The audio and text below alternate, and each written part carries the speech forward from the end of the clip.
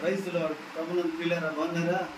దేవుని యొక్క వాక్యం ఈరోజు ఏం చెప్తుందంటే, యెహోవా కొరకు కనిపెట్టుకుని వారు ధన్యులు. ఎందుకు అనంటే వారు నూతన బలం పొందుకుంటారంట. దేవుని కోసం నువ్వు కనిపెట్టుకుంటున్నావా?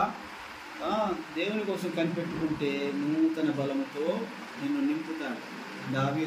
దావీదు బాలుడే, బలం లేనివాడే, కానీ దేవుడు బలంతో నింపాడు.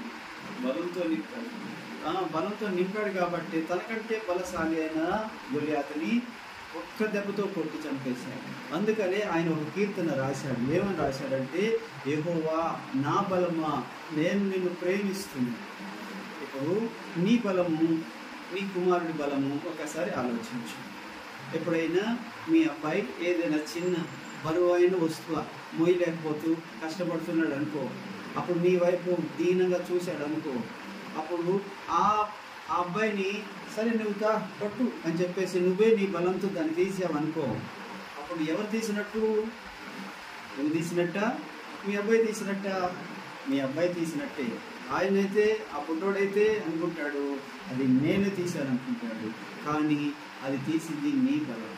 ఎప్పుడు కూడా అంతే. నీ సమస్య కానీ, నీ అవసరం కానీ, నీ అక్కర కానీ ఏదైనా సరే నువ్వే తీయు, కానీ నీ బలాన్ని చాలదు కాబట్టి ఆయన బలాన్ని కలుపుతాడు. ఎందుకు అనంటే దేవుని వాక్యమే చెప్తుంది, నేను ఎప్పుడు బలహీనుడనో అప్పుడే బలవంతుడు.